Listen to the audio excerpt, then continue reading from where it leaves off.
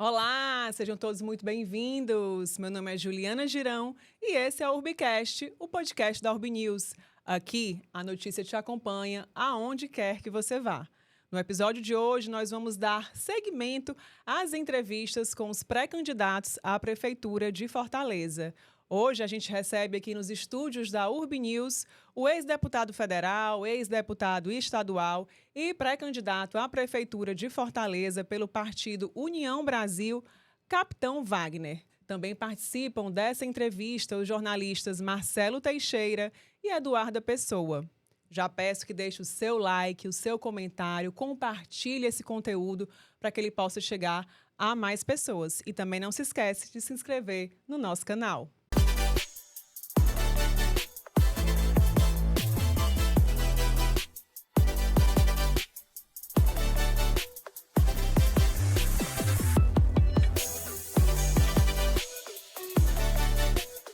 Primeiro de tudo, seja muito bem-vindo, Capitão Wagner. Estamos dando hoje prosseguimento a uma série de entrevistas com os pré-candidatos à Prefeitura de Fortaleza. Agradecemos a sua participação. Seja muito bem-vindo. Agradecer a acolhida, parabenizar a equipe toda, né? Fiquei encantado aqui com a estrutura, não só do estúdio, mas toda a estrutura do grupo de comunicação. E para mim é uma honra estar aqui com vocês. Obrigada.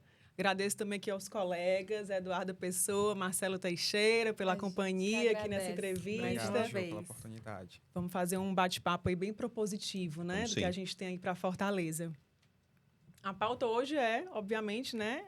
Fortaleza, a nossa cidade, as eleições. A gente pediu algumas perguntas, né? Assim, nas redes sociais, a gente recebeu algumas.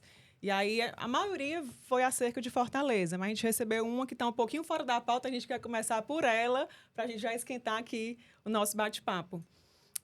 O Rodrigo SFP, perguntou por que apoiou a PEC das praias, considerando que a legislação ambiental do Brasil é complexa? Pronto, excelente pergunta, até oportuno para que a gente possa esclarecer. Assunto bem do momento, né? A proposta, na verdade, ela não trata de privatização de praias, ela trata da possibilidade de quem hoje está ocupando os terrenos de marinha, como, por exemplo, as barracas da Praia do Futuro. Todas as barracas da Praia do Futuro lutam há anos e anos pela regularização, que não é possível justamente porque elas estão em terreno de marinha. Uhum. O prédio do São Pedro, que foi demolido recentemente, está no terreno de marinha. Você vê que não é na praia. Na verdade, há uma distância entre o terreno de marinha e a praia propriamente dita. O que ela prevê? Ela prevê que a União possa repassar para estados ou municípios esses terrenos, ou se alguém da iniciativa privada está ocupando esse terreno nesse momento, que o governo federal, que a União possa repassar para quem já está ocupando mediante um pagamento. Hoje, quem está na barraca lá da Praia do Futuro está ocupando sem ter pago nada para a União. Hoje, tem muitas ocupações irregulares, inclusive de moradias sociais. E a proposta, ela tem justamente a previsão de regularizar toda essa situação e acabar com uma série de impostos que são cobrados a quem está hoje morando ou comercializando no terreno de marinha. Todo mundo que mora na beira-mar hoje paga uma série de impostos justamente porque eles moram em terreno de marinha. Essa história de dizer que vai privatizar a praia, que vai inibir o acesso à praia, não corresponde com a realidade. A principal crítica foi a questão do acesso, né? De privar a grande parte da população de ter acesso àquele espaço. Né? Se isso verdade fosse, eu mesmo teria votado contra, até porque utiliza as praias. Então, na verdade, se criou uma narrativa em cima do nome da PEC, né? PEC de privatização das praias, que gerou na população uma preocupação muito grande de que determinado trecho da praia não poderia ser acessado pela população. Em nenhum momento a lei, se vocês derem uma lida, ela, do jeito que foi aprovada na Câmara, chegou no Senado, não teve alteração ainda, então ela não prevê essa inibição do acesso ou proibição do acesso. Mas devido às críticas, o Flávio Bolsonaro, com licença, recentemente ele fez uma alteração no texto, incluiu um parágrafo, foi bem só na recente, emenda, né? nessa questão do acesso, né? Onde frisa que não será privado o acesso das pessoas. Para deixar mais explícito ainda, para evitar que alguém interprete da forma equivocada como estava sendo interpretado. Mas aí, no caso, ele fez essa alteração no texto, né? Até para, enfim, essa questão da crítica, né, que ganhou e as redes sociais. Então, imagino que vai novamente ganhar força, né, para ser aprovado com essa alteração, né? Em caso realmente seja aprovado, assim, o que Fortaleza ganha? A prefeitura, por exemplo, ela passa a assumir esse terreno de marinha caso a União ceda o terreno de marinha para a prefeitura de Fortaleza. A prefeitura vai ser a responsável, ela que vai ordenar o uso desse espaço de terreno de marinha. Por exemplo, a gente passa a ter a possibilidade das barracas de praia lá na Praia do Futuro serem regularizadas. E várias outras ocupações que existem hoje que não estão regularizadas. Tem algumas cidades em que o terreno de marinha é ocupado por moradias sociais. E essas moradias sociais nunca vão ter documento porque elas estão em terreno de marinha. Então, na aprovação, uma série de benefícios viria a partir do momento que a União cede esse terreno de marinha para o município ou para o Estado. O governo do Estado também pode reivindicar, em determinados trechos, nas praias do interior, que esse espaço seja concedido ao governo do Estado, para que o governo do Estado possa urbanizar, para que ele possa regulamentar o uso daquele espaço até para atividades comerciais e, com isso, gerar emprego e renda. Quando eu conversei com a presidente da Associação dos Barraqueiros da Praia do Futuro, ela deixou muito claro, 70% dos funcionários das barracas da Praia do Futuro são daquelas comunidades carentes que estão do outro lado da avenida. Então, é uma forma, inclusive, de gerar emprego e renda para quem está precisando trabalhar. O que você ia falar? Não, já contemplou exatamente a minha dúvida. Podemos prosseguir. Então, pronto. Agora, vamos para a pré-campanha, né? Para Fortaleza. Se a gente for assim, analisar historicamente, né, a nossa cidade, a gente vê há pelo menos 30 anos, se a gente pensar desde Juracy Magalhães, né, a gente vê prefeitos sendo reeleitos, né? Juracy, Roberto Cláudio, Luiziane Lins ainda antes, e agora a gente está no primeiro mandato do Sarto. E como é que o senhor imagina, né, que possa, né, quebrar esse histórico aí de reeleições, né, que a nossa cidade costuma dar essa segunda chance ou essa continuidade, né, mais anos à frente da prefeitura, e também são perfis de centro-esquerda, que é uma outra linha ideológica, né, diferente da sua, que se posiciona como centro-direita, não é isso? Isso, fora o Juracy, que era mais centro-direita, né? Pegando, desde a Luiziane para cá. Pegando os últimos 13, Luiziane, Roberto Cláudio e Sarto, é centro-esquerda, né? Eu acredito, Ju, que os tabus foram feitos para serem quebrados. É tanto que, a nível federal, nunca um presidente da República tinha deixado de ser reeleito. E aconteceu na última eleição do presidente não ser reeleito. Eu acho que o sumiço do Sarto durante os últimos 3 anos dificulta muito a reeleição dele. Por mais que ele venha, apareça nesse 4º ano e realize algumas entregas e mostre algum serviço, a população está muito ressabiada com esse tipo de postura. Tem 2 coisas que eu acho que vão fazer a diferença nessa eleição. A população não vai mais aceitar o dedaço. O que é o dedaço? Você escolher alguém que não é conhecido do grande público, que não tem grande relevância e colocar ali para ser o chefe do executivo, que vai ser mandado por um padrinho. Sem querer desmerecer o Elmano de forma nenhuma, mas ninguém imaginava sequer que o Elmano tivesse facilidade para ser reeleito deputado estadual. Ele foi o 4º colocado na eleição de Caucaia. E o Camilo alçou ele ali, tirou da manga e colocou ele para ser o candidato a governador. E com a força do PT no interior, eles conseguiram vencer a eleição. Eu ganhei aqui na capital, mas no interior eles ganharam com muita facilidade, por isso que a eleição não teve segundo turno. O outro ponto é esse, que relaciona o Sarto. O Roberto Cláudio, quando foi reeleito, ele tinha um grande arco de aliança, tinha muito tempo de TV, o governo do estado o apoiou por debaixo dos panos no primeiro turno e no segundo turno apoiou de forma explícita. Só para você ter noção, o PT tinha candidatura, que era a Luiziane, e o governador Camilo não apoiou a Luiziane, apoiou o Roberto Cláudio de forma implícita no primeiro turno e explícita no segundo turno. E a conjuntura hoje é muito diferente. Eu acho que há na população um sentimento de mudança muito forte e de mudança com responsabilidade. Não é só mudar para melhor ou mudar para pior. Então, é esse cuidado que a população está tendo, de verificar quem é que tem projeto, quem é que tem maturidade, quem é que tem capacidade de transformar a cidade de Fortaleza numa cidade melhor para se viver. Hoje a gente vive numa cidade suja, numa cidade extremamente violenta, numa cidade onde a saúde não funciona. E quem é o gestor que tem capacidade de diminuir a violência? Quem é o gestor que vai apresentar um projeto que possa melhorar a saúde, garantir um medicamento no posto, a presença do médico? Quem é o gestor que tem capacidade de diminuir a quantidade de impostos? Para isso a gente vai precisar diminuir o tamanho da máquina, para aliviar o bolso do fortalezense. Acho que esse é o grande questionamento que vai se fazer nessa eleição. E com base nessa análise do senhor, assim, um eventual segundo turno, para você seria mais difícil enfrentar o candidato que vai tentar a reeleição, ou de repente aquele candidato, no caso que a gente pode citar, o Evandro, do PT, que tem o apoio desse apadrinhamento forte? Olha, Eduardo, se a gente analisar as eleições desde 2012 até agora, né, desde quando a Luiziane entregou a gestão, toda eleição de segundo turno foi vencida por aquele candidato que teve a capacidade de aglutinar mais apoios, né? Então, seja quem for meu adversário no segundo turno, meu grande desafio é tentar atrair aqueles candidatos que não foram habilitados a passar para o segundo turno. Quem for derrotado no primeiro, eu vou ter que sentar, dialogar, discutir, quem sabe até aproveitar algumas ideias do plano de governo de cada um e trazer para perto da gente para a gente chegar com a ampla aliança no segundo turno e, com isso, vencer a eleição. E fica muito difícil saber quem é que tem mais capacidade de aglutinar num segundo turno. Se o Evandro, se o Sarto, se o André Fernandes, o Eduardo Girão, o Técio do PSOL, que a gente não pode desconsiderar, eu gosto de citar todos os candidatos. Então, o meu grande desafio no segundo turno vai ser juntar um arco de aliança que eu não tive nem em 2016, nem em 2020. Eu fiquei isolado em 2016 contra o Roberto Cláudio, ainda fiz 46,5% dos votos.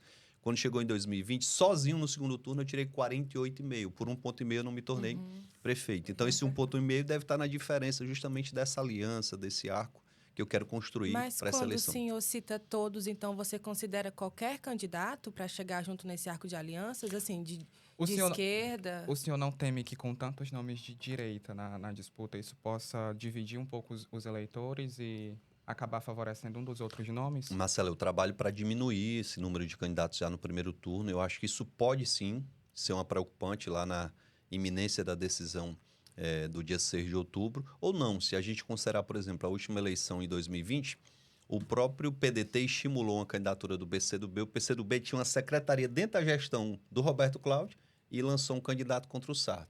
Na verdade, a gente sabia que era uma candidatura muito mais para bater em mim do que para concorrer. Tinha um candidato do Patriotas, que eu respeito mais, mas que tinha também a secretaria dentro do governo do Roberto Cláudio. A gente viu o próprio governo estimular a chegada no segundo turno. Só que nós estamos na oposição. A gente não tem essa capacidade de dividir e calcular com a mesma precisão de quem está no governo. Repito, vou tentar diminuir esse número de candidatos no nosso campo e centro-direita. Se não, a gente vai tentar mostrar dos três qual é que tem a maior presença, quem mais conhece a cidade, quem tem um projeto mais maduro. E com isso, quem sabe passar para o segundo turno com, não uma certeza, mas com uma grande possibilidade deles estarem nos apoiando no segundo turno e qualquer outro candidato também derrotado. Agora, voltando para o que eu trouxe, então o senhor está disposto Estou aberto para dialogar com quem quiser dialogar. PDT, em um eventual segundo turno? Eu estou, Eduardo, aberto para dialogar com quem quiser conversar comigo. Certo. Deixa eu te dizer, eu fui deputado federal e o projeto mais relevante do meu mandato foi um projeto que permite que a gente possa tomar os bens dos traficantes e leiloar esses bens em até 90 dias. Como é que acontecia antes? Eu aprendi uma Ferrari do traficante, ela ficava presa no depósito esperando a decisão judicial que demorava 20 anos. Quando ela ia para um leilão, era sucata, não valia nada. Hoje, se você aprender uma Ferrari com um traficante, ou ela vai para a polícia, ou então ela é leiloada e o recurso vai para a polícia. Por que eu consegui o apoio dos 513 deputados? Todos votaram a favor. Porque eu fui sentar com todo mundo e dialogar. E teve um deputado da esquerda que disse, olha, a gente não vota no seu projeto não, mas se você aceitar a nossa emenda, a gente pode votar. E eu disse, que emenda é a sua? Eu queria destinar 5% do valor que vocês vão arrecadar com esse dinheiro do leilão dos bens dos traficantes para destinar para as escolas fazerem um trabalho preventivo para evitar das crianças entrarem no mundo das drogas. Eu disse, meu irmão, perfeito, me dê aqui a sua emenda que eu vou colocar no texto. E com isso a gente conseguiu o apoio de todos os 513 deputados e dos 81 senadores.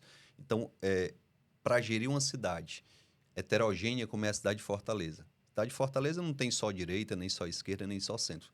Tem pessoas que pensam ideologicamente de diversas formas.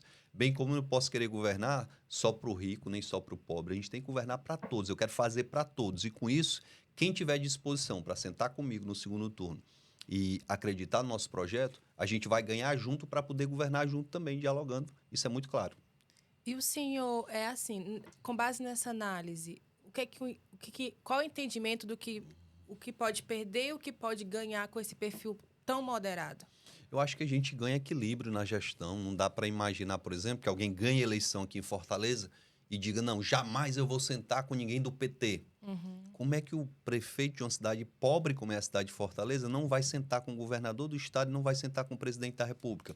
Eu fui secretário de saúde lá em Maracanaú e a gente conseguiu fazer uma boa gestão porque eu sentei com a secretária de saúde do estado, que é de um governo que eu sou adversário, e pedi a ajuda dela. Olha, eu preciso da ajuda da senhora. A senhora é secretária da saúde de todo o estado de Ceará. Eu tive no Ministério da Saúde e fui lá recebido e consegui programas para Maracanaú que Fortaleza não conseguiu, que outros municípios não conseguiram. Por quê? Porque não quiseram ter a humildade de sentar e pedir ajuda. Aí, Eduardo, eu pego aqui um posicionamento que, na minha visão, foi perfeito do Tarcísio, governador de São Paulo. A gente viu muita gente da direita criticar o governador Camilo, quando ele era governador, porque o Bolsonaro vinha para o Ceará, deve ter vindo aqui 6 a 7 vezes, e nenhuma dessas vezes o governador foi lá receber o presidente da República. E a crítica foi uma crítica correta. O governador tinha a obrigação de ir receber. Lá em São Paulo, o Lula foi, o Tarcísio eleito, e o Tarcísio foi lá receber o presidente, e mais do que receber, pedir ajuda para o estado de São Paulo. O estado de São Paulo é o estado mais rico do país, e o governador teve a humildade de ir pedir ajuda do presidente da República. Por que que eu, sendo prefeito de uma cidade desigual como é Fortaleza, pobre como é a cidade de Fortaleza, não vou sentar? Eu sento com quem for preciso para trazer um benefício para a cidade, como fiz quando secretário de Saúde de Maracanã. Mas, Wagner, é bem diferente esse diálogo pós-eleição, no caso de uma vitória, né? Assim, dentro, né? Na frente de um cargo, de uma prefeitura, uma secretaria, e esse diálogo em eleição, né? É bem diferente, assim.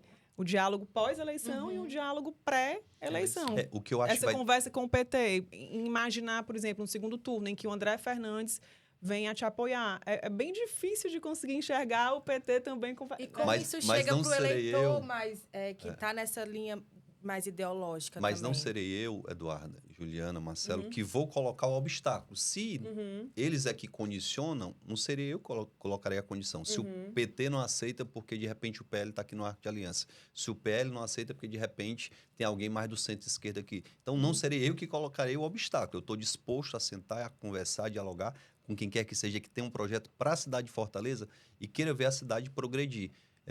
Isso precisa ficar muito claro. Se existe uma questão ideológica que os impede de sentar e dialogar, não serei eu o obstáculo, entendeu?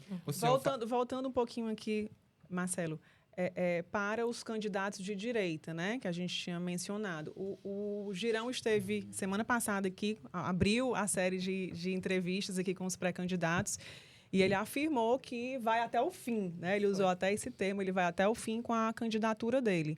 Né?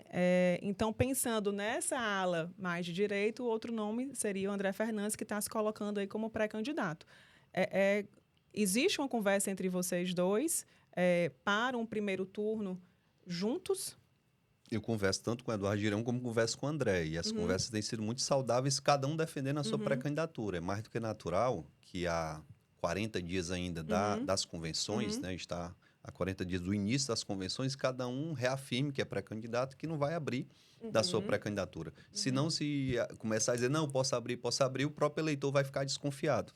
Mas a conjuntura lá na frente pode forçar que isso aconteça. Isso comigo ou com qualquer outro. Eu tenho um pouquinho mais de cautela e de flexibilidade para dizer, se de repente lá na véspera da convenção eu vejo que um dos outros dois tem muito mais viabilidade do que eu estou aberto a sentar, dialogar, não vou colocar qualquer condição, eu tenho que ser o vice, eu tenho que ter isso, eu tenho que ter aquilo. Não, eu quero é que a gente apresente um projeto para a cidade de Fortaleza com capacidade de melhorar a vida do fortalezense. Pode até parecer muito confortável, porque hoje eu sou o primeiro colocado nas pesquisas, mas não é só a intenção de voto que deve ser avaliada, a intenção de voto, a rejeição, a capacidade do próprio partido de levar uma mensagem. Eu tenho um tempo de TV? Tenho. Eu não tenho. Então, isso aí tem que ir para a balança. Eu tenho um grupo de aliados que vai defender o projeto lá nas ruas? Tenho, não tenho. Então, tudo isso eu acho que tem que ser colocado na balança. A gente tem que ter um pouquinho de pragmatismo político para tomar essa decisão. Se houver maturidade dos três para sentarmos e definirmos critérios, eu vou estar sentando, dialogando. Se não, se cada um quiser resolver ir até o fim, né, como está dizendo o André, como eu estou dizendo e como o Girão está dizendo, que o melhor possa, no segundo turno, ser o cabeça e atrair os demais para um arco de aliança. Então, o tempo dirá. O tempo dirá. Como o Girão, por exemplo, aqui não é demérito, mas o Girão também foi candidato à presidência do Senado e desistiu da candidatura lá na reta final, porque ele viu que o projeto do Rogério Marinho era o que tinha mais chance de prosperar e apoiou o Rogério Marinho. Não estou dizendo que isso vai se repetir agora na eleição de Fortaleza, que é bem diferente da eleição de presidência do Senado. Falando em vice, né, nesse momento de pré-candidatura, a gente não tem nenhuma figura feminina, né, entre os nomes acertados e escolhidos, né, para essa corrida e a prefeitura.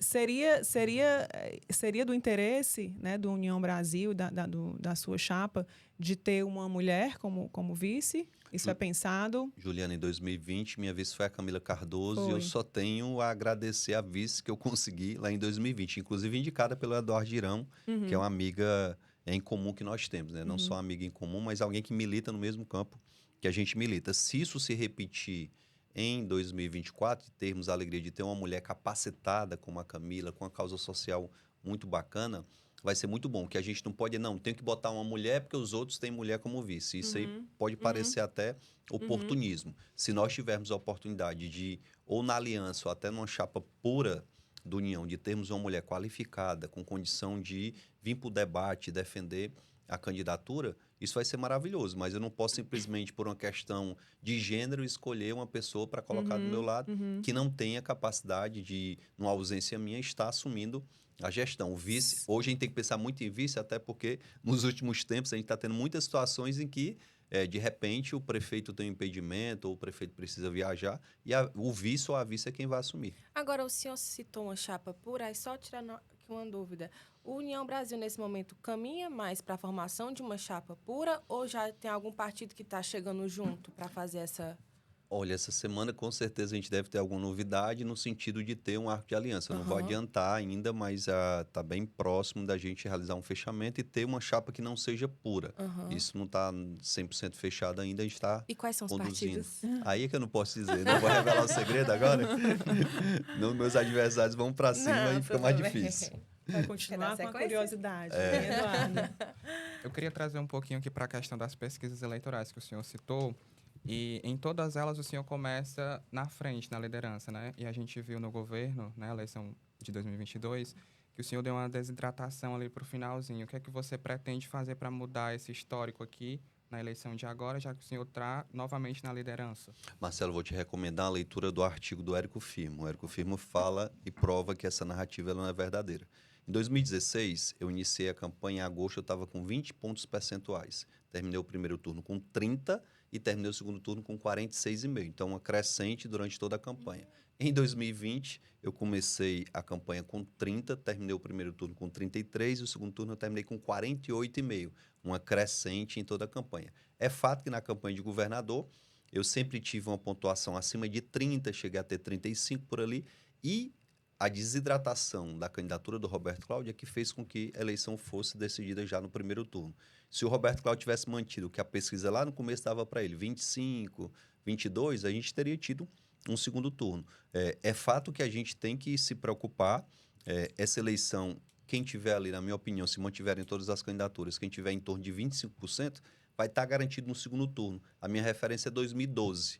2012, o Mano tirou no primeiro turno, 25, Fortaleza, estou falando. 25%, Roberto Cláudio 23%, Heitor Ferrer 21% e o Moroni 13,5%. E se desenha um cenário muito parecido com esse. Então, a nossa grande preocupação nessa eleição é não desidratar a ponto de cair dos 25 pontos. Quem tiver de 25 para cima, acredito que vai estar sim no segundo turno. E, repito, quem tiver a capacidade de agregar mais aliança vai vencer. Ainda a referência 2012. O Roberto Cláudio foi o segundo colocado no primeiro turno, tirou 23 e o Elmano tirou 25. Só que no segundo turno ele agregou muito mais apoio do que o Elmano, por isso venceu a eleição. Mas de onde é que o senhor acha que surgiu essa narrativa de desidratar? Eu nem conhecia esse termo, viu? Conheci porque, né, a gente, quando vai entrevistar, a gente fala, né? Que vou entrevistar o Capitão Wagner e tal. Aí a pessoa falou, mas ele começa na frente, depois desidrata, né? Existe esse comentário, entende? De onde surgiu essa narrativa? Toda eleição o pessoal vem com essa conversa. Quem é que cria uma narrativa? Quem tem poder de comunicação. E quem é que tem poder de comunicação? É a prefeitura e o governo do estado. Eu sempre enfrentei essas duas máquinas. E é muito fácil para quem tem uma grande capacidade de verba publicitária pegar alguém mal intencionado, e a imprensa, não estou generalizando, grande parte da imprensa não se sujeita a isso, mas pegar alguém mal intencionado para criar uma narrativa que se repete na rede social, que se repete na conversa de bar, e ela acaba sendo consolidada. Repito, se você pegar 16 e 20, não teve essa desidratação. Agora, em 2022, é fato que aconteceu uma pequena desidratação. A maior desidratação foi, de fato, o Roberto Cláudio, que terminou a eleição com 14 pontos percentuais, quando ele começou nas pesquisas com 25. Vamos para as perguntas? Vamos. Quer fazer alguma ainda relativa a essa? Eu acho que a gente, na verdade, pode voltar. O senhor falou em combate, mas aí também antes deu uma uma mediada aí falando do seu perfil moderador, né? Como é que vai ser, então, a relação com o governo do Estado? Vai ser tranquilo. Eu fui deputado estadual com o Elmano, me relacionei super bem com ele. Hoje sou oposição ao governador, já era oposição quando era secretário de saúde e na relação institucional não tive problema nenhum. Tenho alguns amigos, alguns colegas que estão no governo, temos deputados que a gente tem uma boa relação também na Assembleia Legislativa. Eu acho que a gente não vai ter nenhuma dificuldade de construir um sentimento de sentar, discutir os problemas da cidade. Eu estou em busca, inclusive, de ter uma reunião com o secretário de Segurança para mostrar para ele o que eu já apresentei para os secretários anteriores. Eu, quando deputado federal, destinei quase 4 milhões de reais para que o secretário André, que já deixou o cargo de secretário, pudesse comprar as primeiras viaturas blindadas da Secretaria de Segurança. O recurso foi destinado em 2019. Estamos em 2024. Esse dinheiro está parado desde 2019. É um absurdo. Que eu tenho certeza que no dia que a gente encontrar um secretário com bom senso, ele vai dizer, peraí, o dinheiro está parado aqui, por que eu não vou usar? Se é para comprar armamento, se é para comprar colete, se é para comprar viatura blindada para proteger o policial, por que eu não comprei ainda? Certo? Então, isso eu já falei para o Camilo, quando era governador, falei para o Elmano, depois que ele assumiu o governo do Estado, a gente quer ajudar. Eu tenho tentado contribuir com as minhas ideias. Entreguei plano de governo para o Camilo quando ele era governador ainda, eu era deputado estadual. Em nenhum momento eu me coloquei contra qualquer circunstância, até porque eu moro nessa cidade. Minha família está toda aqui. Se acontece um problema de segurança, um amigo meu pode ser vítima, um parente meu pode ser vítima, e torcer contra o sucesso do governo é torcer contra a nossa própria segurança. Você se sujeitar a ter que andar sempre de carro blindado. Minha esposa, por exemplo, ela não consegue andar num carro que não seja blindado, porque já foi perseguida, já tentaram assaltar. Então, esse sentimento de medo da população só vai ser corrigido quando o prefeito e governador tiverem a capacidade de sentar e dialogar. Essa discussão e esse bate-boca hoje entre o Sarto e o Elmano não é bom. Eu me lembro no tempo que tinha uma competição, e a Juliana citou aqui o Juracy, quando o Juracy fazia uma coisa, o Tasso queria fazer uma melhor. O Juracy duplicou a Avenida Perimetral, que ia da Messejana até a Barra do Ceará. E o Tasso, bichinho, peraí, deixa eu duplicar aqui a Avenida do Aeroporto. O Juracy criou o CSU. Meu primeiro banho de piscina, criança, meu pai pegou a família toda e foi lá no CSU do Henrique Jorge. Aí o Tasso foi e criou o projeto ABC. Meu primeiro curso de computação foi no projeto ABC do João 23. Fiz basquete, fiz futsal. Então, essa competição era muito saudável de quem era o melhor. Hoje a competição é de quem é o pior. Mata uma pessoa dentro do JF, aí o Sarto diz, foi o Elmano, a culpa é do Elmano. Não, a culpa é do Sarto. Isso não é bom. E a análise do senhor, como é que o senhor recebeu aí essa nova indicação do Roberto Sá para a segurança? Olha, eu estou torcendo para que dê certo, né? Diferente de outros opositores que, antes do secretário assumir, já estavam criticando por conta de gestões que ele passou em outras secretarias de outros estados, eu torço para que dê certo. Currículo ele tem, um cara que foi oficial da Polícia Militar, que tem cursos operacionais de todos que você imaginar, delegado da Polícia Federal, não tem como esse cara não conhecer o problema, certo? E não conhecer também as soluções. Mas o que eu digo muito, não adianta mudar o secretário se não for prioridade para o governo resolver o problema. Eu estive lá em Goiás recentemente com o governador Caiado e eu vi que a infraestrutura de tecnologia da Secretaria de Segurança de Goiás não calça nem o chinelo da nossa. A nossa é 10 vezes melhor. Só que lá ele encontrou resultado, porque lá ele está dando condição de trabalho para o policial, paga uma boa remuneração e estimula, inclusive, o apoio jurídico para o policial poder ir para cima do bandido. Agora a gente viu um discurso novo do Elmano, depois de um ano e meio, dizendo bandido vai ser tratado como bandido. Como é que esse bandido era tratado antes? Era como um coitadinho, como cidadão? É um questionamento que se faz. Nessa última semana a gente viu que o discurso do governador não está combinando com a realidade. 4 policiais foram presos de forma completamente descabida por conta de um erro tecnológico da própria Secretaria de Segurança. Não sei se vocês tomaram pé da situação. Você fez uma live sobre isso. Aquele caso da enfermeira que foi assassinada e a gente está cobrando uma resposta para essa situação. Os policiais fizeram uma consulta no aplicativo no celular do nome da enfermeira e da mãe. É uma consulta que você faz quando chega no local da ocorrência, quando você vê a matéria na televisão, na rádio, você vai lá e faz uma consulta. Por terem feito a consulta, o sistema tinha dito que a consulta tinha sido anterior ao assassinato. É muito estranho. 4 policiais em 4 cantos diferentes fazer isso. E por conta disso foi decretada a prisão deles. Depois, eles pediram a informação à secretaria, a secretaria disse, não, a gente errou. A consulta foi feita depois do assassinato e por conta disso os policiais devem ser soltos. esse é realmente o posicionamento de que bandido vai ser tratado como bandido? Me parece que não. Então, está faltando ao governo sair do discurso e ir para a prática. Ter uma controladoria geral de disciplina que prenda policial bandido. Se tem policial fazendo segurança de traficante, se tem policial extorquindo comerciante, esses devem ser presos e demitidos da corporação. Agora, o bom policial, aquele que trabalha corretamente, tem que ser motivado, tem que ser estimulado, é o que está faltando. O senhor mencionou a competição saudável, né, entre Juraci e Tasso. O senhor está doido para competir com o Elmano, então, hein? Sim, Como é que vai ser como é que seria, né, essa competição aí na segurança que a gente está falando aqui? Muito boa, muito boa. Essa competição. Eu ia começar justamente por aí, Juliano. Meu sonho é ter uma guarda municipal treinada, equipada e armada para que a guarda municipal faça o papel dela. Aí eu vou poder dizer, governador Eumano, a praça agora, quem está fazendo a segurança sou eu, com a minha guarda municipal. Faça o restante da segurança da cidade. Eu vou dizer, governador, você não precisa mais se preocupar em dar segurança do posto de saúde, no JF, nas escolas municipais, porque eu, como prefeito, tenho a obrigação de fazer e estou fazendo. Agora é a sua vez de fazer nas ruas.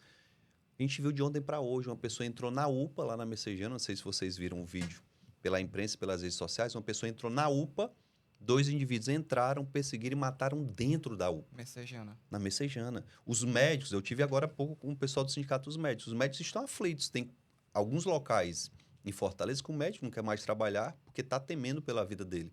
Tem médico que é ameaçado. Tem uma fila de atendimento lá, um médico é ameaçado a atender primeiro um membro da facção, uma pessoa. Então, a gente tem que garantir um mínimo de segurança dentro dos equipamentos municipais e nos espaços públicos que são de responsabilidade da prefeitura. O Sarto recentemente anunciou a ampliação, né, do número de guardas municipais e também a compra de armas de fogo, né? O anúncio foi de 400 armas de fogo agora por efetivo da Guarda Municipal. Como é que o senhor vê essa questão do uso das armas? Se esse anúncio, né, tem um impacto para a melhoria da questão da segurança? O Eduardo Girão também falou na questão de criar uma polícia municipal, né? Ele achou positiva essa medida. A gente só tem que ter cuidado com o que a legislação permite e o que ela não permite. A legislação não permite criar polícia municipal. Isso é um equívoco. Eu acho que alguém passou informação equivocada para o Girão, ou então ele quis dizer uma coisa e, na verdade, falou outra. Hoje, a Polícia Municipal, inclusive, tem decisões judiciais que ela não é permitida. O certo é Guarda Civil Metropolitana, Guarda Civil Municipal. E essa guarda, na minha gestão, vai ter o que o Sarto está anunciando agora. O Sarto já está há 4 anos como prefeito, só agora que está anunciando que vai armar. Mas é uma decisão acertada dele. Eu só tenho cuidado quando eu digo isso, que eu digo, primeiro eu vou treinar, eu vou equipar, porque antes de entregar a arma de fogo, Juliana, tem outras alternativas. Eu tenho que entregar primeiro a taser. O que é a taser? É uma arma menos letal, não é uma arma que não mate, não. Ela pode matar, dependendo do uso. Eu, enquanto policial, já vi situações na viatura que eu só tinha arma de fogo e eu me obriguei a utilizar arma de fogo quando eu poderia ter contido uma pessoa com taser, com spray de pimenta, com algo que fosse menos letal para aquelas pessoas. Então, eu defendo que a Guarda Municipal receba o treinamento, depois ela receba seus equipamentos, inclusive uma taser, aí eu vou entregar o armamento, porque o guarda municipal vai estar preparado e sabendo usar todos os equipamentos, inclusive arma de fogo. Não há como um guarda municipal dar segurança para a população numa praça, num hospital como o IJF, num posto de saúde, se ele não tiver uma arma de fogo para se defender. Com a arma não é muito fácil, imagine sem a arma. Então, defendo, acho que o Sarto acertou nesse momento, demorou, mas acertou. E na minha gestão, a gente vai ter todo o efetivo capacitado, treinado para utilizar a arma de fogo. Lógico que tem situações em que o guarda municipal vai estar numa atividade mais social, que não há necessidade. Se um guarda municipal vai dar uma palestra na escola, não tem necessidade dele estar com arma de fogo. Se o guarda municipal vai lá dar uma aula de defesa pessoal para as crianças, aí é uma outra circunstância, mas na maioria das circunstâncias é necessário ele estar treinado, equipado e armado. O senhor citou a questão do armamento, que achou positivo e que daria continuidade. E algo que o Sarto está fazendo atualmente que você pararia que não está legal? Olha, a primeira coisa que eu vou parar é no primeiro mês eu vou revogar a taxa do lixo. Eu acho que foi um equívoco muito grande do prefeito criar uma taxa do lixo e a cidade permanecer suja como ela está. Hoje, a gente não seleciona mais um bairro. Todo bairro... Eu vi uma matéria no Diário do Nordeste falando que existem 1.200 pontos de lixo na cidade de Fortaleza. Esse é um problema que precisa ser sanado. Eu não só vou acabar com a taxa do lixo, como a gente vai acabar com o lixo nas ruas. Não vai ser fácil, não vai ser da noite para o dia. mas a gente está conversando com especialistas em sustentabilidade, em manuseio de resíduos sólidos, e existe sim solução que já está sendo aplicada em diversas cidades brasileiras. Por exemplo, o Sarto começou agora um projeto que eu já tinha anunciado que ia fazer, que é bacana. Ele está capacitando os catadores de lixo, está dando uma farda, está entregando um triciclo para esse agente, e ele está fazendo um trabalho de recolher o lixo nas ruas. Isso aí já era para ele estar fazendo desde o primeiro mês de gestão, porque aí a gente não estaria na situação que a gente chegou hoje. Então, isso eu vou dar continuidade. Eu vou dar continuidade à carreta da saúde, que foi uma iniciativa bacana do prefeito também, mas a taxa do lixo, pode ter certeza, no primeiro mês de governo, a gente vai revogar. Ainda no âmbito de ações, talvez seja um pouco adiantado falar disso, mas pelo que já deu a entender, o senhor faz a tarefa de casa. Não à toa deu um plano de governo para o Camilo enquanto era deputado.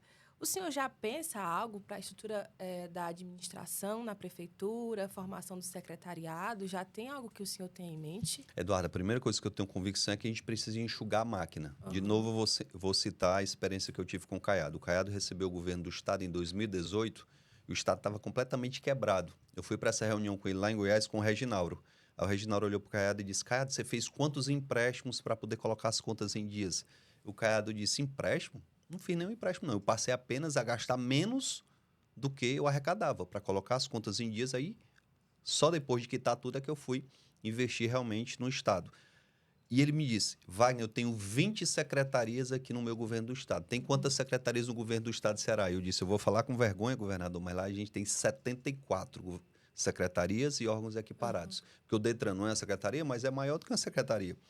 E ele perguntou: e na Prefeitura de Fortaleza, 60 secretarias ou órgãos equiparados. Se o Sarto hoje quiser reunir o secretariado dele, ele não consegue. Uma sala para caber 60 pessoas com assessores vai ser difícil. Eu vi dia desse o governador na reunião de secretariado, menino, era um auditório. Tenho certeza que teve gente lá que não abriu a boca porque não dá. Se você passar uma semana na reunião, aí dá para todo mundo falar. Então a gente vai ter que enxugar a máquina para sobrar dinheiro, para comprar o medicamento, para sobrar dinheiro, para a gente acabar com a taxa do lixo, para sobrar dinheiro, para que a gente possa contratar mais médicos, contratar mais professores e mais guardas municipais. A gente tem que diminuir o tamanho da máquina. O fortalezense não aguenta mais tanto imposto, tanta taxa, só para lhe dar uma referência. Fortaleza, em 2013, arrecadou 35 milhões de reais de multa de trânsito. 35. 10 anos depois, em 2023, de 35 foi para 170 milhões de reais. Olha que aumento absurdo. As gestões têm se preocupado muito em arrecadar mais. Por quê? Cada governo que passa, o Roberto Cláudio ganhou a eleição, montou o time dele. Foi para a reeleição. Opa, eu tenho que ampliar o time aqui para aumentar o arco de aliança e com isso ganhar a eleição. Aí eu vou ter que eleger o Sarto agora. Opa, deixa eu aumentar mais. Então, a máquina fica gigante. É tanto que, na saída do Roberto Cláudio, ele criou mais... Eram 6 secretarias regionais. Ele criou... Eram 6 ou 7, sei lá, 7. Criou mais 5, foi para 12. Então, cada governo de continuidade gera esse problema de mais inchaço da máquina e, com isso, fica mais pesado para o contribuinte manter essa estrutura. Vamos para as perguntas das redes sociais. Vamos lá. 2 perguntas chegaram que têm a ver com essa parte da... Vamos aqui. Deixa eu encontrar aqui. Vamos falar um pouco da questão do cuidado com a cidade em várias áreas da cidade. Percebo muito que as coisas são muito centralizadas nos bairros Aldeota, Meireles e por aí vai. Quais planos de saneamento saindo do foco da Beira-Mar e indo para outras áreas? Olha, a gente tem escutado muito essa fala de que existem 2 fortalezas. Uma da 13 de maio lá para a Beira-Mar e uma da 13 de maio para a periferia. E eu tenho dito, inclusive, no último evento do União Brasil, que a gente quer ter uma fortaleza só. E para isso a gente vai ter que investir muito mais na periferia. Eu me lembro muito, Juliana, ainda na eleição de 2020, a gente teve uma cratera que abriu lá na Avenida Abolição, de uma ponta a outra. Eu acho que foi algum problema bem grave, abriu um buraco de uma ponta a outra. Esse buraco amanheceu, mas ele não anoiteceu. À noite já estava tapado e já tinha carro passando de um lado para o outro. Então, isso é uma demonstração de que, se a prefeitura quiser, ela é eficiente. Quando ela quer, ela é extremamente eficiente. Alguém dizer que a Beira-Mar de Fortaleza não é a Beira-Mar mais bonita do Brasil está mentindo. Então, aquilo ali foi feito pela prefeitura e a gente tem que elogiar. Mas a gente tem que tratar o Vila do Mar da mesma forma que a gente trata a Beira-Mar. A gente tem que tratar o Bom Jardim com o mesmo carinho que se trata a Vajota, o polo gastronômico da Vajota. Então, Fortaleza tem um potencial gigante e, em termos de saneamento, a gente tem uma grande preocupação, porque 40% das casas de Fortaleza não tem rede de esgoto ligada. Quando a gente fala de saneamento, a gente está falando de recolhimento de lixo, está falando da rede de esgoto. Saneamento envolve uma série de fatores. Então, vamos investir muito e cobrar, inclusive, da CAGES que ela possa ampliar essa ligação de esgoto. Porque hoje, qual é o problema da cidade? A prefeitura vem, Eduardo, e passa um asfaltozinho bem bonitinho em frente à tua casa. Aí vem a CAGES e quebra o asfalto para poder fazer o saneamento da rua que não tinha ainda. Falta de planejamento. A prefeitura tem que conversar com o Estado, com a CAGES, para dizer, peraí, eu vou passar o asfalto aqui. Vocês já fizeram o saneamento? Não, fizemos não. Então, faça o saneamento, porque eu preciso fazer a pavimentação. Se isso for feito, inclusive, a gente vai economizar. Porque na hora que a CAGES quebra para fazer o trabalho dela, vai ficar lá os mondrongos, vai ficar um asfalto de péssima qualidade, que depois vai ter que ser refeito pela prefeitura. Então, a gente vai investir também na periferia com o mesmo cuidado, com o mesmo planejamento que se faz na área mais nobre da cidade. Ainda falando de cidade, como então pensar também na preservação do patrimônio público a partir do caso do edifício São Pedro? Olha, o caso do edifício São Pedro, na minha opinião, realmente, a gente tinha um prédio ali, até há um tempo atrás eu tentei embargar aquela demolição, mas chegou a um patamar que não dava mais para a gente permanecer com aquele prédio com condição muito forte de cair na cabeça de alguém. Tinham moradores irregulares sobrevivendo lá, porque não tinham moradia digna, então, realmente, aquele fato não tinha mais como a gente tentar manter aquele prédio de pé, tinha que realmente a gente ter essa demolição. E existem vários pontos do patrimônio de Fortaleza que a gente pode citar aqui com um certo saudosismo. Vamos lá. A gente tem o Teatro São José, ali pertinho do Dragão do Mar. O Teatro São José é reformado toda a vida em época de eleição e passa 4 anos parados. 4 anos parado, certo? Não tem atividade nenhuma. É um teatro de responsabilidade da prefeitura que não tem atividade cultural. Eu acho que a cidade de Fortaleza, por ter o potencial turístico que ela tem que ter mais investimento nessa questão cultural. E o patrimônio histórico deve ser preservado, sem dúvida nenhuma. A gente não tem aqui, para os turistas que chegam aqui, Juliana, Marcelo, qualquer rota para conhecer o nosso patrimônio cultural. Nós temos belezas maravilhosas na cidade toda, mas nem a gente conhece direito. Imagina um turista que vem para a nossa cidade. Você chega lá em Gramado, as pessoas ficam encantadas com o passeio de Maria Fumaça que você faz. No dia que eu fiz o passeio, eu fiquei perguntando, é isso mesmo? Entrou um rapaz com uma sanfonazinha capenga, mexendo a sanfona para um lado, para o outro. Eu fiquei imaginando, rapaz, lá no Ceará, a gente dava um show, porque o sanfoneiro no Ceará é muito melhor, 10 vezes melhor do que isso aí. Então, a gente tem um patrimônio gigantesco, artístico, né, na cultura, no humor, na música, em várias artes, e acaba não aproveitando adequadamente isso. Precisa de apoio, né? Assim, Precisa. eu lembrei agora a gente fez recentemente uma série em homenagem ao aniversário de Fortaleza, e um dos episódios a gente conversou com um historiador chamado Gerson Linhares. Ele faz um projeto no centro de Fortaleza para fazer andanças pelo centro, justamente para mostrar, porque a gente tem, né, esse patrimônio, assim, não só para o turista, como para o próprio fortalezense, mas muitas vezes falta questão de apoio, né? Assim. Em todas as grandes cidades, esse não é um problema só de Fortaleza, estão passando por um momento de degradação do seu centro histórico. O Rio de Janeiro está passando por isso. Eu estive no Rio há um mês e pouco e fiquei impressionado do quanto está degradado, com muitos moradores de rua, a rua suja, cheirando mal. E lá no Rio de Janeiro, como em São Paulo e Belo Horizonte, a gente já tem projetos de estímulo da construção de moradias no centro da cidade. Eduardo, não tem mais condição da gente imaginar que o centro vai sobreviver só com a área comercial. Porque quando há competição, você vai sair de casa para comprar uma roupa. Você pensa, eu vou para o centro ou vou para o shopping? No centro eu vou ter que pagar estacionamento, mas eu vou correr risco entre o local do estacionamento e a loja que eu vou comprar roupa. No shopping eu pago estacionamento também, mas é um local seguro, um local climatizado. Então as pessoas estão optando cada vez mais pelo shopping center. E a gente tem que requalificar o centro da cidade, garantindo que prédios comerciais se transformem em prédios residenciais. A gente tem que ter vida noturna no centro.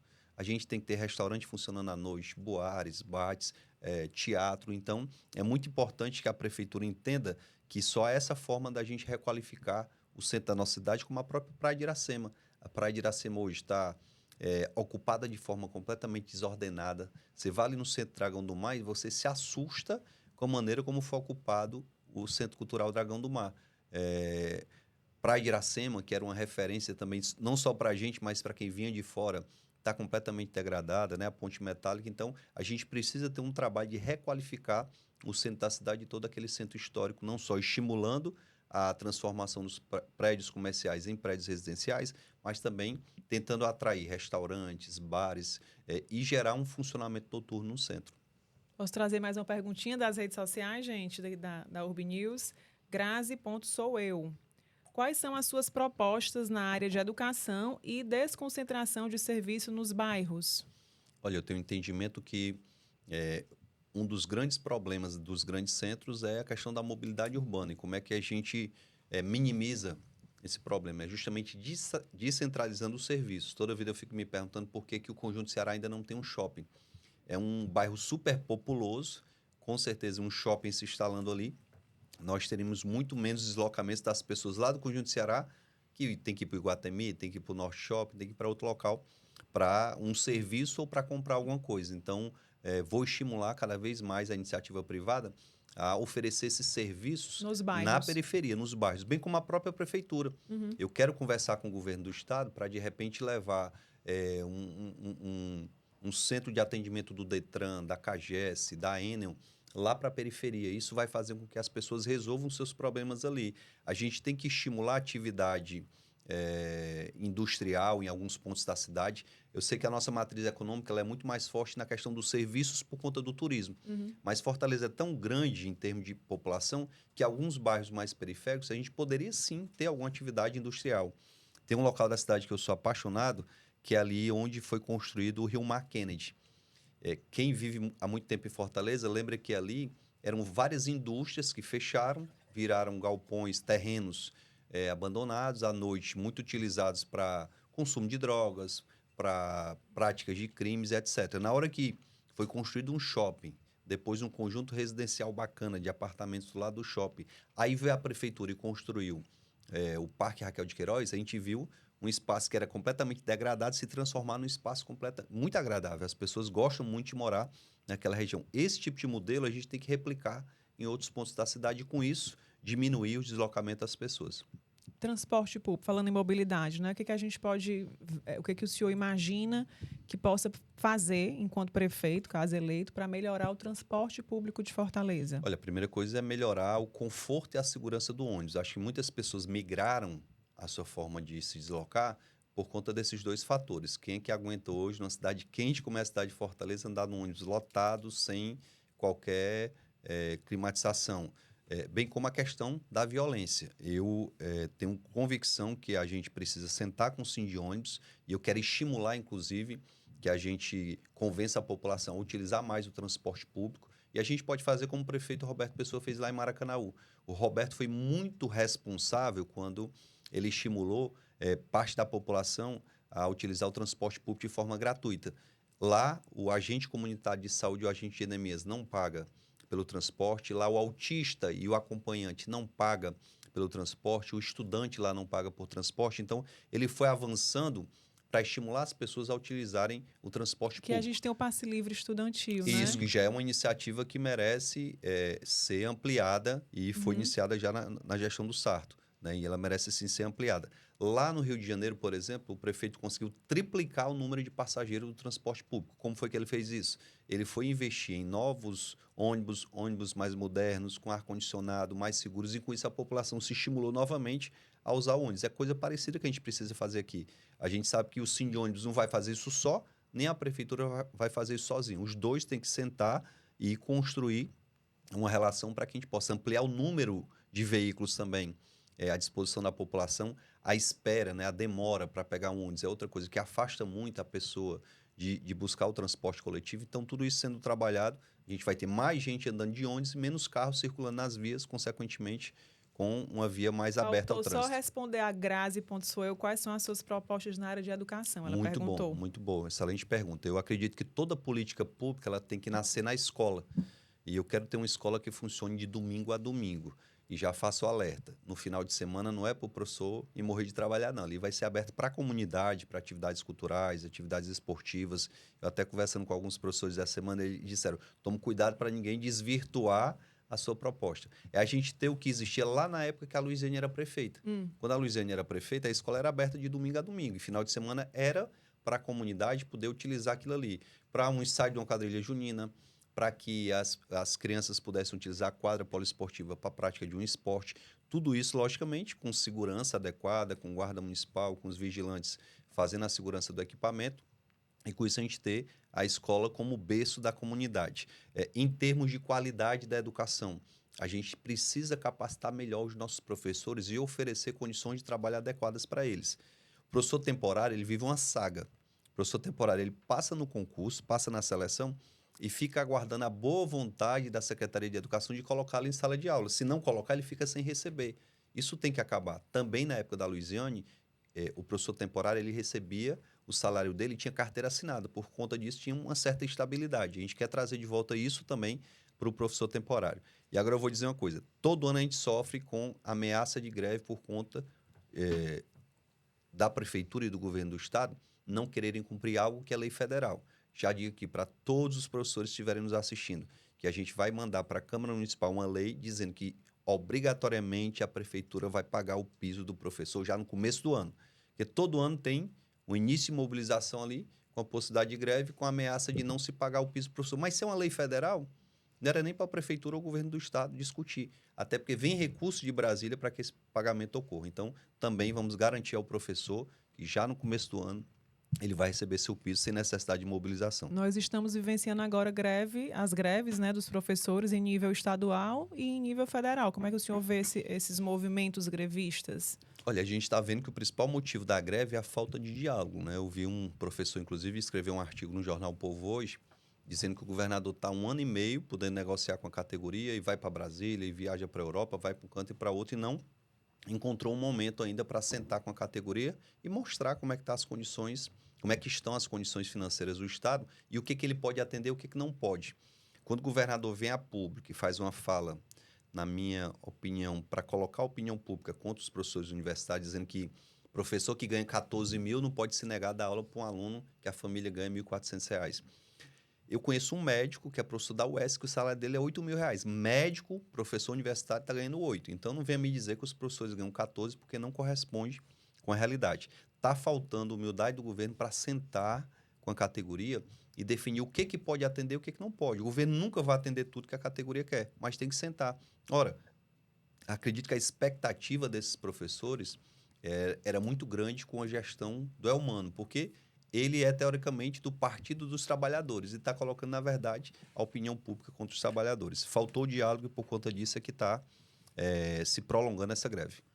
Capitão Wagner, professor Wagner, secretário Wagner. A gente conversou um pouquinho antes de começar a gravar, que eu fui impactada por algum post, enfim, das redes sociais, em que aparecia o seu nome dessa forma, né? Assim, e a gente falou aqui de segurança, né? Entramos agora na educação, mobilidade urbana, cultura, né? Já a gente entra na área de saúde, porque tem, né, a sua experiência em Maracanaú, mas existe essa na sua campanha nesse momento, né? Claro que a segurança, né, vai ser tema, até porque é tema do atual, né? Assim, do que vivemos hoje.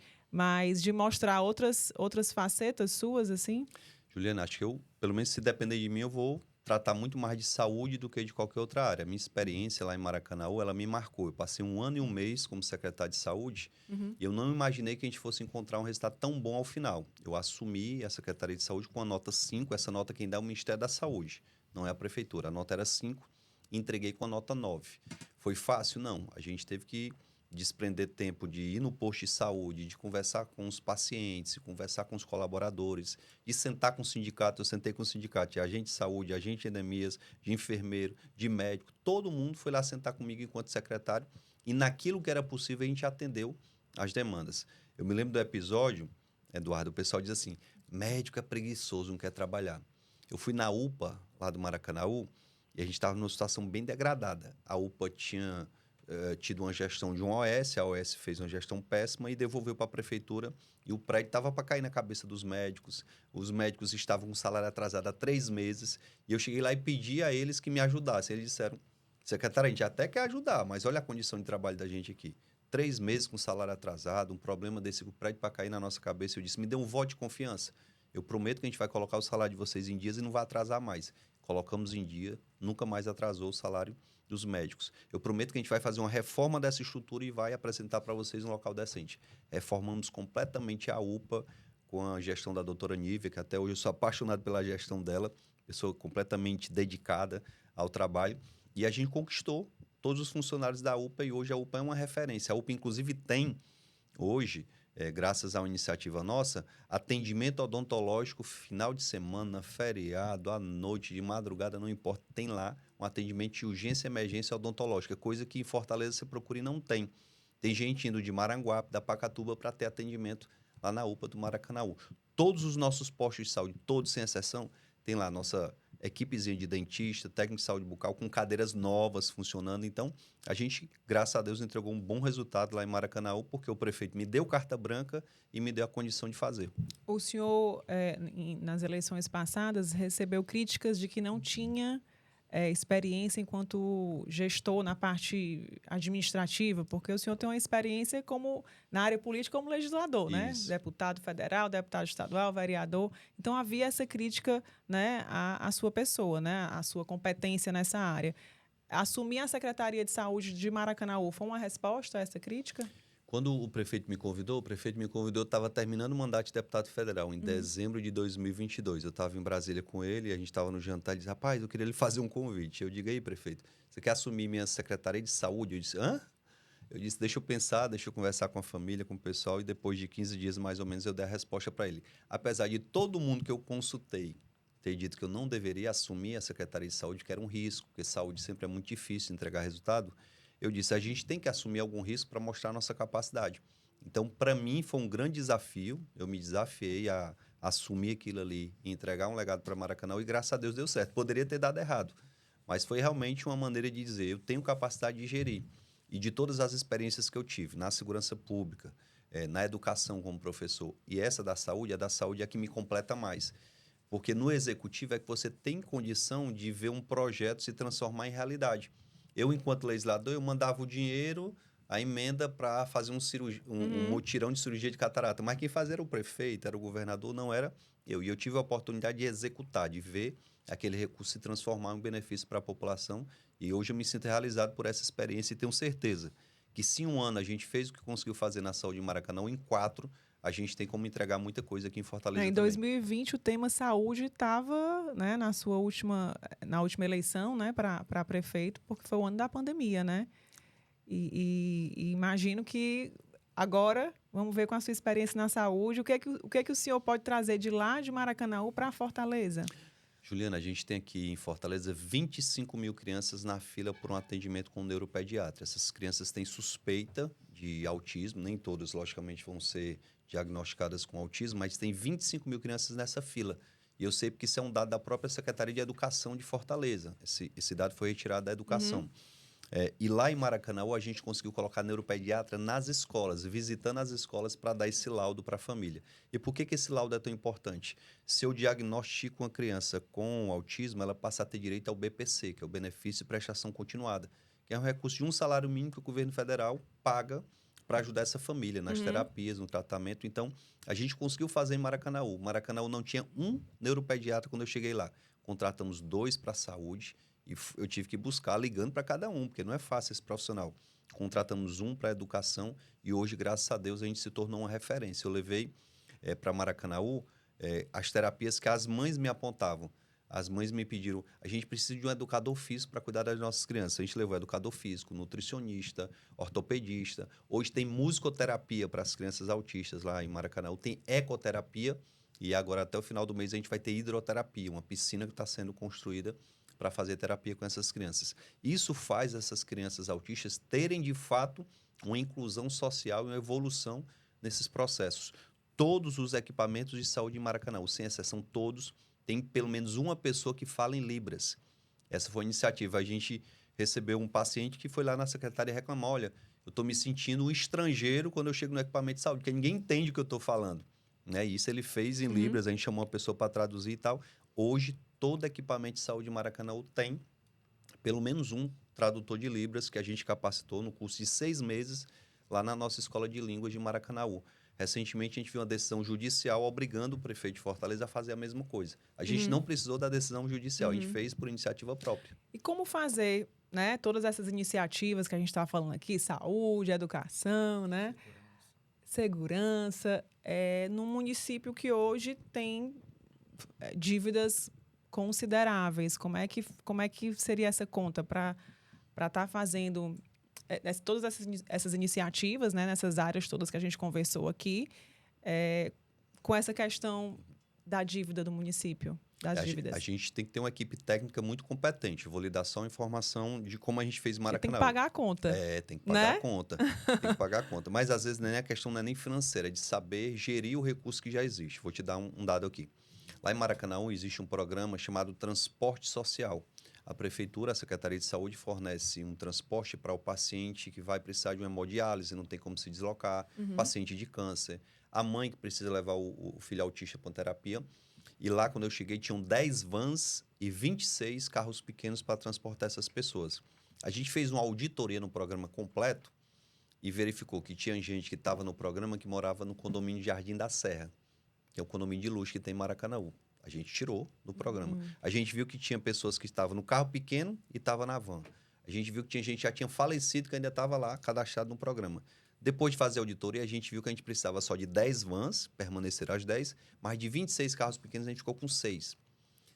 O dinheiro do aluguel de 20 carros eu aproveitei para quê? Para comprar mais medicamentos, para contratar mais profissionais. Então, é assim que a gente vai ter que fazer gestão. A gente, como eu falei lá na pergunta anterior, diminuir o tamanho, o número de secretarias, diminuir o que a gente não precisa para sobrar dinheiro e com isso a gente investir no que realmente precisa.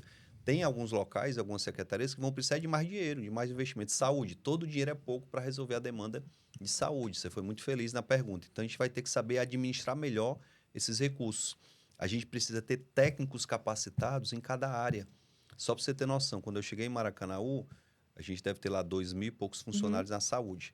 Eu não mudei praticamente ninguém. Eu trouxe ali 3 ou 4 pessoas para trabalhar comigo, para me ajudar. Mas a gente foi explorar o que cada um tinha de melhor. O que existia antes? As pessoas chegavam na secretaria, olha, tem essa ideia aqui que é muito boa. Mas ninguém abraçava a ideia e não tocava a ideia, que era boa e barata e ninguém colocava em prática. Então, a gente vai ter que ter capacidade de diálogo, a gente vai ter que estar cercado dos melhores técnicos e esses bons técnicos fazem a gente aumentar a arrecadação do município. Lá em Maracanã, a gente aumentou em 40% a arrecadação da atenção primária. Como é que funciona isso?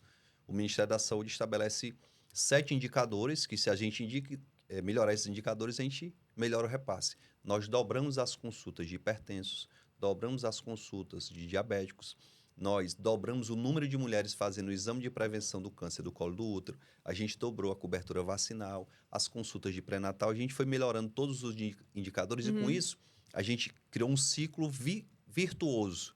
O que é o ciclo virtuoso? Você trabalha mais, produz mais e recebe mais. Então, isso acaba dando sustentabilidade econômica para os projetos na área da saúde. Se a gente tiver essa capacidade, se a gente souber bater nas portas certas lá em Brasília, a gente vai arrecadar mais dinheiro.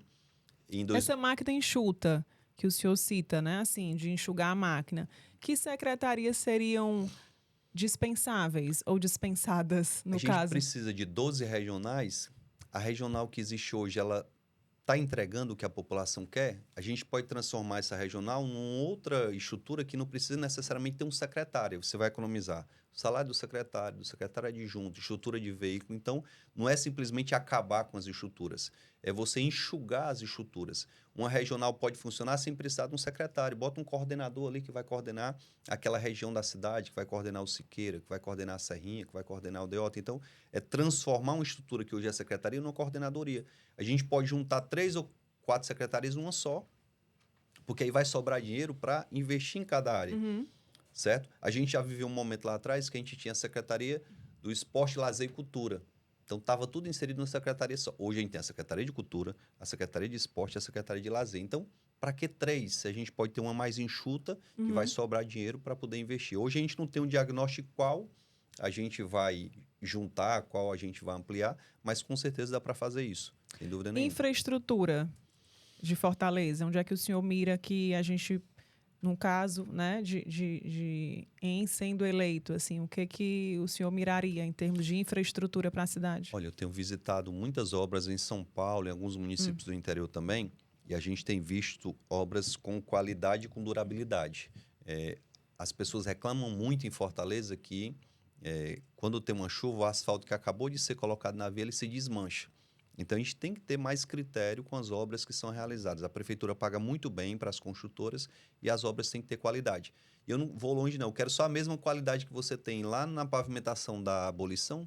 Pode ser na Zé Baixo, pode ser na Perimetral. Então, a gente vai exigir das construtoras que elas possam entregar obra de qualidade e com durabilidade. Até porque, nas licitações e nos contratos, existe uma cláusula que dá uma validade da obra. Se a obra desmanchar, essa construtora pode, inclusive, ser punida, coisa que não acontece hoje. Então, a gente vai trabalhar, sim, essa questão de termos insumos que gerem uma obra de muito mais durabilidade. A gente precisa também, quando fala de infraestrutura, a gente pensa muito em pavimentação, mas a gente precisa garantir a infraestrutura dos equipamentos públicos. Olha só na educação são 611 prédios. Como é que você vai dar manutenção em 611 prédios se você não tiver um negócio muito bem organizado e planejado? Quando é um prédio novo, Eduardo, você não precisa estar toda hora dando a manutenção, mas tem prédio que tem 15 anos, 20 anos de existência que precisa de uma manutenção mais permanente. Como foi que o Roberto fez em Maracanã, a gente quer trazer para cá. O Roberto criou um programa que dá autonomia para o diretor da escola para ele realizar pequenas obras. Se é uma obra que não vai mexer na estrutura, na coluna do prédio, Reparos. pequenos reparos, uma manutenção na parede que está mofada, uma manutenção no telhado, aquilo ali o diretor da escola ele resolve sozinho, sem precisar fazer uma licitação, que é um processo burocrático. Existe um recurso que o diretor administra, ele presta contas e com isso ele consegue entregar. E o melhor de tudo, 40% mais barato do que um processo de licitação que é feito aqui em Fortaleza. Já que a gente falou bastante de Maracanã, agora eu vou solicitar um pouco do Wagner, presidente estadual da União Brasil. A União Brasil hoje tem um município estratégico, né, um dos maiores colégios eleitorais do Ceará, que é o próprio município de Maracanã, na figura do prefeito Roberto Pessoa. Também mira a eleição aqui em Fortaleza, mas o que a gente pode esperar também para a União Brasil nos municípios do interior do Ceará? Olha, a gente deve lançar, Eduardo, cerca de 45 candidatos a prefeito em todo o estado. E, logicamente, que a gente sabe que tem alguns que têm mais chance e outros têm menos. A gente quer terminar o processo eleitoral com pelo menos 15 prefeitos eleitos, né? Nós temos muitas pesquisas em campo. A gente tem visto uma grande chance de vitória aqui em Fortaleza. Maracanã, a gente acredita muito na reeleição do Roberto. Pacatuba, nossa candidata está muito bem posicionada. Pacajus, o candidato também está lá, já chegando em segundo lugar. Lá em Sobral, Dr. Oscar também aponta em primeiro lugar na pesquisa. A gente sabe que vai ser um páreo duro lá contra a Isolda, mas é uma eleição com viabilidade. E tem muitos municípios menores em que a gente está lançando candidatos com chance de vitória. Hoje a gente tem um pré-candidato também no município de Caucaia, que é o Deusinho Filho. Acredito que ao final do processo a gente vai estar muito maior, até porque hoje a gente só tem uma prefeitura, né, que é a prefeitura de Maracanaú. Mas por tudo que o partido tem apresentado, pela estrutura que está sendo montada para a campanha, a gente acredita sim num crescimento substancial do União Brasil, a ponto de, por exemplo, em 2026, a gente sentar na mesa e discutir como é que vai ser a chapa de governador, de senador e etc. E já antecipo a informação de que não serei candidato a governador caso seja prefeito de Fortaleza, porque o pessoal fica, não, ele vai ser prefeito, Mas depois... depois renuncia para ir para o governo do estado. Eu vou ficar o mandato todo sendo prefeito de Fortaleza. Eu fico do dia 1º de janeiro de 2025 até o último dia de mandato, isso precisa ficar muito claro. Agora, caso não eleito, Aí qual a gente vai é o sentar, projeto? a gente vai viabilizar, vai discutir. Eu não posso estar discutindo a eleição de 2026 sem passar ainda pelo processo de 2024. Tem muita gente que faz isso e acaba atropelando os processos e se dando mal. Então, vou passar por esse processo. Se eleito for, vou cumprir meu mandato até o final. Se não, a gente precisa saber até o tamanho da gente quando terminar a eleição. Qual é o meu tamanho? Sim. Como foi que eu terminei para dimensionar os projetos futuros? Mas então, União Brasil trabalha para se cacifar mesmo, para, de repente, lançar... Quem sabe lançar um candidato a governador, candidato a senador. É um partido grande, com muito tempo de TV. Ao final desse processo eleitoral, tem outro fator que pode contribuir com a gente, que é a possibilidade de federações serem formadas. Se fala muito de uma federação entre União Brasil e PP, União Brasil, PP e Republicanos. Se isso acontecer, a gente vai ter uma mega estrutura de tempo de TV e rádio. A gente pode ter candidato a presidente lançado por conta dessa estrutura também. Então, tudo isso aí que vai dimensionar o projeto para 26. Agora, falando de presidentes também, tem um ponto, um diferencial importante nesse pleito, que é a figura do Lula e do Bolsonaro. Mas, neste caso, o senhor um pouco mais distanciado do Bolsonaro.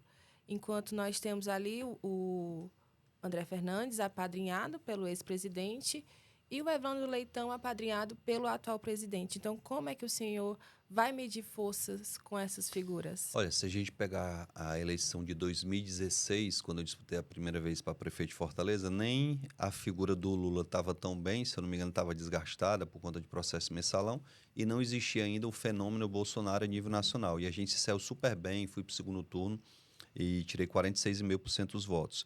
E de lá para cá, eu sempre me preocupei a ponto de ninguém me apontar como o poste de alguém ou como um apadrinhado de alguém. É muito ruim você ser apadrinhado a ponto das pessoas votarem em você somente por conta do padrinho. Lógico que tem um aliado de poste, como a gente tem o ACM Neto, que é conhecido pelo êxito da gestão dele lá em Salvador, um Caiado, que é o governador de Goiás, que é conhecido nacionalmente também, e ter, quem sabe, um apoio de uma figura nacional é importante. Mas eu quero me desprender de qualquer projeto que me vincule a uma situação como essa, de ser um apadrinhado. Aliados, a gente vai aceitar, quem quer que seja, que queira sentar, que queira dialogar e queira contribuir com o projeto. Mas o apadrinhado, depois do que aconteceu em 2022, é até um risco.